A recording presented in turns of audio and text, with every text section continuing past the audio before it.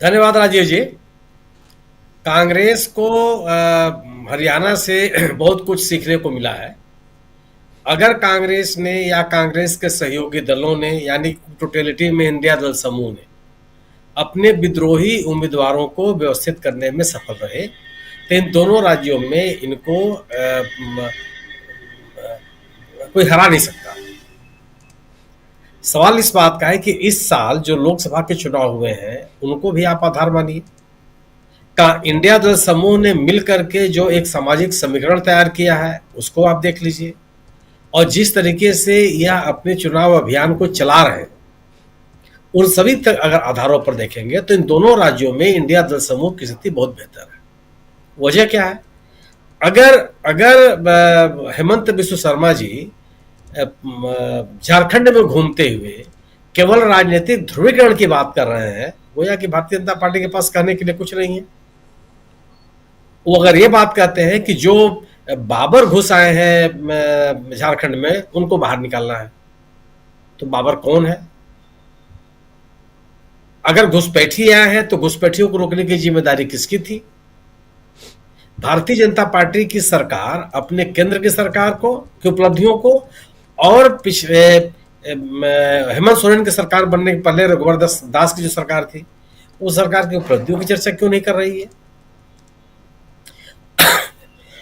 अगर उसको अपने दो दो महत्वपूर्ण आदिवासी नेताओं के बावजूद, अर्जुन मुंडा और बाबूलाल मरांडी के बावजूद, अगर उसको चंपई सोरेन की आवश्यकता है तो क्यों है? इस स्थिति राजनीतिक स्थितियां के सबके सामने नहीं है।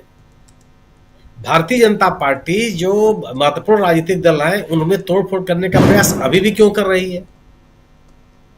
भारतीय जनता पार्टी अपने नेताओं को दूसरे दलों की पार्टी उम्मीदवार बना करके क्यों चुनाव मैदान में उतार रही है?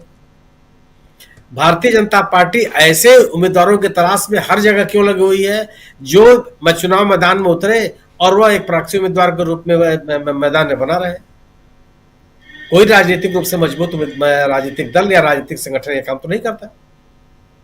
यही प्रयोग उसने हरियाणा में किया था। 15-16 सीटों पर इन्होंने जबरदस्त तरीके से विद्रोही उम्मीदवारों को खड़ा किया और उन उम्मीदवारों को वो उम्मीदवार गैर भाषा मतदाताओं में विभाजन करने में सफल रहे। कांग्रेस सत्ता से बाहर हो गई। जनता ने ऐसा थोड़े कि कांग्रेस के पक्ष में नहीं थी वो, या जनता बीजेपी के पक्ष में थी। अगर जनता बीजेपी के पक्ष में होती तो हरियाणा में 11% मतदान थोड़ा बढ़ जाता है कांग्रेस का, और 2014 के मुकाबले बीजेपी का 18% मतदान कम नहीं हो जाता। वजह ये थी, केवल ये है। तो झारखंड की स्थिति वही है। झारखंड में चाहे महाराष्ट्र में इंडिया दल समूह को चुनाव लड़ना पड़ेगा। इंडिया दल समूह अगर मैदान में उतरता है, जो कि है, राहुल गांधी की सक्रियता नितांत आवश्यक है। दोनों ही राज्यों में भारतीय जनता पार्टी के खिलाफ राजनीतिक मुद्दों को तैयार करने में कांग्रेस और राहुल गांधी की भूमिका है। इसके अलावा स्थानीय दल वो माहौल नहीं बना पाए जो राहुल गांधी ने बनाया। गैर भाजपा मतदाताओं को कंसोलिडेट एकत्रित करने में कांग्रेस की और राहुल गांधी की बड़ी भूमिका है। वह इस लिहाज से उनको लगता है कि जो बीजेपी को सत्ता में नहीं आने देना चाहते, वह कांग्रेस को ही अब इस निगाह से देखते हैं कि कांग्रेस एक ऐसी पार्टी है जो बीजेपी के साथ नहीं जाएगी। और अगर आप गैर भाजपा मतदाताओं को यह विश्वास दिलाने में सफल नहीं हुए तो आप उनको अपने साथ बनाए रखने में आपको असुविधा होगी। जितने भी दल हैं, कोई ऐसा दल नहीं है जो बीजेपी के साथ सरकार नहीं बना चुका है या सरकार बनाने में सहयोग नहीं दिया। झारखंड के निश्चित रूप से झारखंड में हेमंत सोरेन ने हाल के दिनों में बड़ी बड़ी ताकत के साथ उन्होंने बीजेपी का मुकाबला किया है। हेमंत सोरेन ने अपने लोगों को अपने साथ बांधे रखने में सफल हुए। वो अगर हेमंत सोरेन को लेकर के, या अगर भारतीय जनता पार्टी हेमंत सोरेन के खिलाफ इतने ही आत्मविश्वास में है तो आप उनके उम्मीदवारी को चुनौती देने के लिए क्यों साजिश कर रहे थे? उम्मीदवार बनने से रोकने का प्रयास क्यों कर रहे थे? उम्मीदवार बनने दिए किसी को, हम चुनाव लड़ेंगे और अपने समर्थकों के बल पर, अपने कार्यकर्ताओं के बल पर हम जन समर्थन भी हासिल करेंगे। लेकिन भारतीय जनता पार्टी तो ये नहीं कर रही थी। अगर आज क्या स्थिति है? संथाल में भारतीय जनता पार्टी की मौजूदगी कितनी है? कोल्हान की अगर आप बात करते हैं जिससे चंपई सोरेन को लेकर के आए, उसे में भारतीय जनता पार्टी की मौजूदगी कितनी है? भारतीय जनता पार्टी जिन मुद्दों के आधार पर इंडिया दल समूह को या झारखंड मुक्ति मोर्चा को या उद्धव ठाकरे शिवसेना को या एनसीपी शरद पवार जी को घेरने का प्रयास कर रही थी, वो सभी मुद्दों से घिरी हुई है, चाहे भ्रष्टाचार का मुद्दा हो, चाहे परिवारवाद का मुद्दा हो। किस मुद्दे पर वो अपनी बात को आगे बढ़ा सकती है? तो सिवाय आपके पास ध्रुवीकरण के अलावा कोई विकल्प नहीं है बीजेपी के पास। और गैर ध्रुवीकरण की जो राजनीति कांग्रेस ने की है वो बड़ी ताकत है इंडिया दल समूह की। राहुल गांधी की सक्रियता नितांत आवश्यक है। राहुल गांधी ने अगर अपनी पूरी ताकत के साथ दोनों राज्यों में नहीं उतरे तो वह इंडिया दल समूह के पक्ष में नहीं जाएगा। इंडिया दल समूह के लोगों को एक कोशिश करनी चाहिए कि अपने पूरी ताकत के साथ राहुल गांधी को, चुनाव में नेताओं की विजिबिलिटी महत्वपूर्ण होती है, वो दिखते रहे, वो आकर्षण के केंद्र होते हैं लोगों के बीच में। आप निश्चित रूप से इसमें कोई दो राय नहीं है कि झारखंड में हेमंत सोरेन और महाराष्ट्र में उद्धव ठाकरे बड़े नेता इंडिया दल समूह के, इनके इर्द गिर्द ही चुनाव होना है, संगठन इनके पास है, लेकिन राजनीतिक आभा ये और राहुल गांधी के पास है, राजनीतिक विमर्श कांग्रेस के पास है, और कांग्रेस के इस क्षमता का उपयोग इंडिया दल समूह को करना ही पड़ेगा। कोई ऐसी स्थिति नहीं बनती है कि आप राहुल गांधी की निष्क्रियता या राहुल गांधी की कम उपलब्धता वो भारतीय जनता पार्टी के खिलाफ उतनी ताकत से नहीं उभर के आएगी जो उनकी ज्यादा से ज्यादा उपलब्धता और ज्यादा गंभीर प्रयास और ज्यादा गंभीर उनका प्रचार, ये ज्यादा महत्वपूर्ण होगा। इसमें कोई दो नहीं है। मतलब आज अगर आप बात कर रहे हैं कि इंडिया दल समूह की, इंडिया दल समूह में तो आज अभी आपने कहा कि तेजस्वी यादव कहीं मौजूद थे झारखंड में, गोड्डा में, तो तेजस्वी यादव का मतलब इंडिया दल समूह। अगर आरजेडी, जेडी, कांग्रेस, जेएमएम और वामपंथी दल, ये चारों दल मिलकर के, जिसमें इन सभी प्रमुख दलों के नेताओं की उपस्थिति आवश्यक है, अन्यथा आप अपने मतदाताओं को अपने साथ बांधे रखने में सफल नहीं हो पाएंगे। आप महाराष्ट्र की बात कीजिए, जो भारतीय जनता पार्टी मलिक साहब को लेकर के बहुत आक्रामक थी कि इनके संबंध उग्रवादी ताकतों या आतंकवादी ताकतों के साथ है, उनकी उम्मीदवारी पर तो लेकर के बहुत हंगामा नहीं है। और क्या यह सामान्य घटना है? ये मलिक साहब की उम्मीदवारी आबू आजमी के खिलाफ ये सामान्य, केवल समान तरीके से ले लिया जाए कि उन्होंने विद्रोह कर दिया एनडीए से और अपने उम्मीदवार उतार दिए।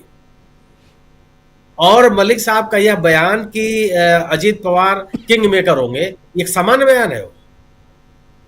यह नहीं है कि जिस मलिक साहब को लेकर के भारतीय जनता पार्टी इतनी हमलावर रही है, वो उनके उम्मीदवारों की उम्मीदवारी को लेकर के कोई गंभीर बयान नहीं दे रही है, क्योंकि मलिक साहब का उपयोग अल्पसंख्यक मतदाताओं में विभाजन पैदा करने की कोशिश की जाएगी। मलिक साहब का यह बयान कि अजीत पवार अगले किंग मेकर होंगे, उनको उनके प्रति अल्पसंख्यक मतदाताओं को आकर्षित करने की एक कोशिश है कि अगर आप अजीत पवार के साथ आते हैं तो ऐसा नहीं कि अगली सरकार अगर बनने की संभावना है महायुति की, तो उसमें आपकी दखलंदाजी नहीं रहेगी, आप अजीत पवार के साथ आइए। अन्यथा आप जो उनका परंपरागत सीट रही है उस पर आपने उनकी बेटी को उम्मीदवार बना दिया। और मलिक साहब को लेकर के भारतीय जनता पार्टी के तमाम आरोप रहे हैं, एक से गंभीर आरोप रहे हैं। उनको अजीत पवार ने अपना उम्मीदवार फिर से बना दिया और अब कह रहे हैं कि आप इंतजार कीजिए नाम वापसी तक। कौन सामान्य लॉजिक है? तो भारतीय जनता पार्टी महाविकास अघाड़ी का जो मत समर्थक वर्ग है उसमें मतभेद पैदा करने की पूरी कोशिश, उनमें विभाजन पैदा करने और उनको एकजुट रहने से रोकने के सभी प्रयास कर रही है। इस प्रक्रिया को रोकने की जिम्मेदारी इंडिया दल समूह के पास है। इंडिया दल समूह के पास राजनीतिक मुद्दे हैं। इंडिया दल समूह ने इस सरकार के खिलाफ, महायुति के खिलाफ, भारतीय जनता पार्टी के खिलाफ एक राजनीतिक माहौल बनाने में सफल रहा है। जी। और भारतीय जनता पार्टी की बेचैनी भी यही है। आज आप महाराष्ट्र जैसे राज्य में जहां पर कि अपने केंद्रीय एजेंसियों के बदौलत भी भारतीय जनता पार्टी सरकार चलाने में सफल रही, 80 के लगभग 80 विधानसभा क्षेत्रों में विद्रोही उम्मीदवार खड़े हो गए, कहां मैनेज हो पा रहे हो? भारतीय जनता पार्टी में तो अगर यह बेचैनी नहीं है तो क्या है? भारतीय जनता पार्टी, राज ठाकरे साहब ये बयान दे रहे हैं कि अगली सरकार बीजेपी की बनेगी, और बीजेपी कह रही है कि राज ठाकरे से मेरा कोई संबंध नहीं, उनके खिलाफ उम्मीदवार उतारेंगे। इस सभी बयान सामान्य सुनील जी, बीजेपी नहीं कह रही। बीजेपी राज ठाकरे के बेटे अमित ठाकरे का समर्थन कर रही है, लेकिन एक नाथ शिंदे वहां पे अपना कैंडिडेट उतार रहे हैं। एक नाथ शिंदे, सॉरी, हाँ, शिंदे साहब की पार्टी, शिंदे साहब जी, शिंदे साहब की मतलब शिवसेना ये करे कि उन्होंने अपना उम्मीदवार भी उतार दिया जी। तो यह और बाकायदे ये पब्लिक डोमेन में है राज ठाकरे का बयान कि अगली सरकार बीजेपी की बनेगी, खुलेआम बोल रहे हैं जी। तो भारतीय जनता पार्टी या महायुति के लोग भी, ऐसा नहीं कि वहां बेचैनी नहीं है, जबरदस्त बेचैनी है। और मेरा अपना मानना यह है कि महाराष्ट्र का कोई ऐसा इलाका नहीं है जहां पे भारतीय जनता पार्टी अपने ताकत के बल पे चुनाव जीतने में, एक इलाके में गिने चुने विधानसभा क्षेत्रों की बात मैं नहीं कर रहा हूं, चाहे वो मराठवाड़ा हो, चाहे वो विदर्भ हो, चाहे वो पश्चिमी महाराष्ट्र हो, चाहे वो मुंबई का इलाका हो, किसी क्षेत्र की बात कीजिए, मैं इलाके पूरे के पूरे इलाके में बीजेपी का उतना वर्चस्व या उनका उतना बड़ा जन समर्थन वर्ग। भारतीय जनता पार्टी तो हमेशा से शिवसेना के भरोसे रही, और भारतीय जनता पार्टी को अपने राजनीतिक ताकत पर इतना ही भरोसा होता तो उसको एनसीपी और शिवसेना को तोड़ने की क्या आवश्यकता थी? और एनसीपी और शिवसेना में क्या इस बात का भय नहीं है? वो उनके अंदर भी भीतरघात नहीं होगी? क्योंकि भारतीय जनता पार्टी तो अपना मुख्यमंत्री बनाने का हर संभव प्रयास करेगी। अभी तक उसने कभी नहीं कहा कि हम शिंदे साहब ही अगले मुख्यमंत्री होंगे। वो ये करे कि यह चुनाव हम लड़ रहे हैं शिंदे साहब के नेतृत्व में, अगला मुख्यमंत्री कौन होगा इसको विधायक तय करेंगे। बात तो यही है। ऐसे में चाहे शिंदे साहब हो और चाहे अजीत दादा पवार हो, उनके मन में क्या अपनी राजनीतिक असुरक्षा की स्थिति नहीं पैदा होने वाली जी? तो कैसे मान लिया जाए कि महायुति एकजुट है? और अगर आप सीट शेयरिंग की बात कीजिए तो महायुति की तुलना में महाविकास अघाड़ी ने बेहतर तरीके से अपने सीट शेयरिंग को तय किया। समाजवादी पार्टी को भी अगर उन्होंने एडजस्ट करने की कोशिश की, और लगभग सभी अधिकांश विधानसभा सीटों पर उन्होंने अपने सीट शेयरिंग को तय कर लिया।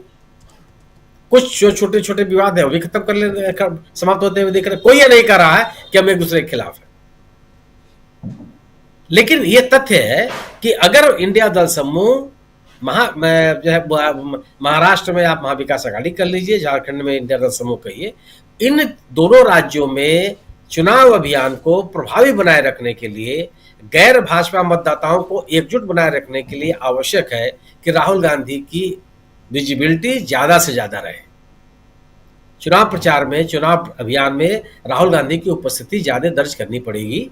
उनकी दूरी, चुनाव अभियान से उनकी दूरी, ये इंडिया दल समूह के पक्ष में नहीं जाएगा। जी बिल्कुल। इंडिया गठबंधन और एनडीए या कहें तो महाराष्ट्र में महायुति की हम चर्चा कर रहे हैं। इंडिया गठबंधन में सब कुछ ठीक दिखाई देता है और यहाँ तक कि फ्रेंडली फाइट भी नहीं करेंगे ये कहा जा रहा है इंडिया गठबंधन की तरफ से, या महाविकास अघाड़ी कह लें। 6 तारीख को एक महा रैली की घोषणा भी हो चुकी है और उसी दिन महाविकास अघाड़ी अपना एक गारंटी जो है वो यहाँ लॉन्च करेगा। लेकिन दूसरी तरफ महायुति क्या ऐसी ही गारंटी के लिए एक साथ एकजुट रहने की गारंटी दे सकते हैं? क्या ये बता सकते हैं महायुति के तमाम दलों के नेता कि